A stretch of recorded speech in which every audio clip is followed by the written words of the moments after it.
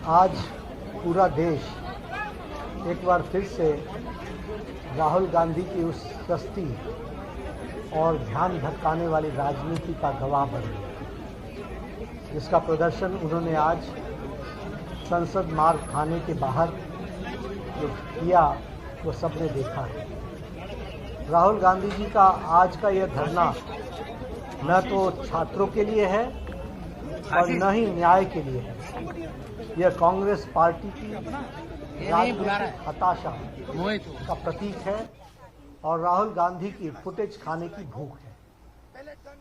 पूरा देश जानता है कि 20 जुलाई की घटना को लेकर माननीय सर्वोच्च न्यायालय ने पहले ही संज्ञान ले लिया है और पूर्व जज की अध्यक्षता में एक 5 सदस्यीय उच्च अधिकार प्राप्त समिति का गठन भी किया गया है। जब देश की सबसे बड़ी अदालत मामले की जांच कर रही है, तो आज थाने के बाहर जाकर कैमरे के सामने बैठकर राहुल गांधी क्या साबित करना चाहते हैं? क्या नेता प्रतिपक्ष का देश की न्यायपालिका पर विश्वास नहीं है क्या?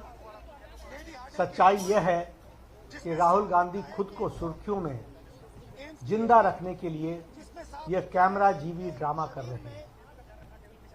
आज जब राहुल गांधी संसद मार्ग में डीसीपी ऑफिस पहुंचे, तो उन्होंने स्पष्ट रूप से बताया गया कि दिल्ली पुलिस की क्राइम ब्रांच पहले से ही 20 जुलाई के सभी मामलों में सघन जांच कर रही है।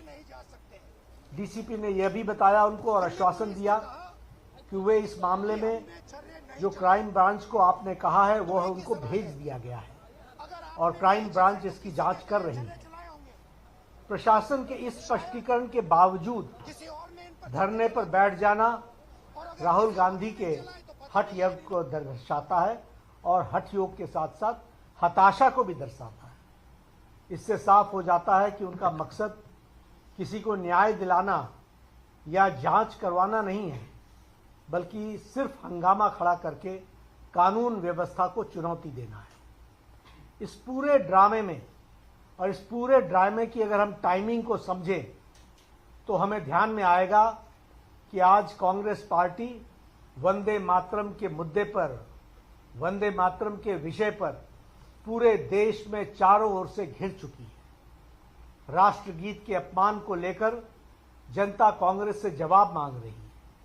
कांग्रेस के एक बड़े नेता तिरंगे वाले केक को काटते हुए दिखाई दे रहे हैं। अपने इसी राष्ट्र विरोधी चेहरे को छिपाने के लिए और इस जो भारी फजीयत हुई है उससे ध्यान भटकाने के लिए राहुल गांधी ने आनन फानन में यह ध्यान भटकाने का यह नया ड्रामा रचा है।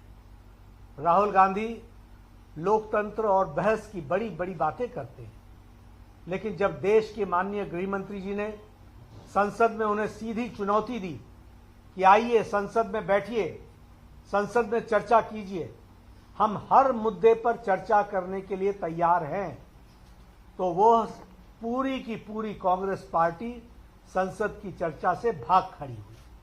संसद के पटल पर जवाब देने की हिम्मत नहीं है, इसलिए सड़क पर बैठकर नौटंकी की जा रही है। आदरणीय प्रधानमंत्री श्री नरेंद्र मोदी जी के पहले ही उन्होंने कह दिया है कि कांग्रेस एक परजीवी पार्टी है। जो भी पार्टी कांग्रेस के साथ जुड़ती है उससे वो ताकत लेती है और उसी पार्टी को समाप्त कर देती है। अब कांग्रेस पार्टी बच्चों और छात्रों के भविष्य को भी खत्म करने पर आमदा है।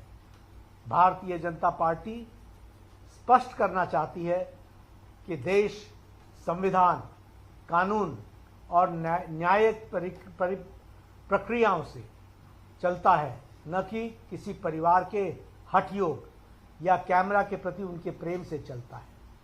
नहीं, राहुल गांधी को यह समझ लेना चाहिए कि जनता उनके इस हिट एंड रन वाले रवैये को और राजनीतिक पाखंड को भली भांति पहचान चुकी है।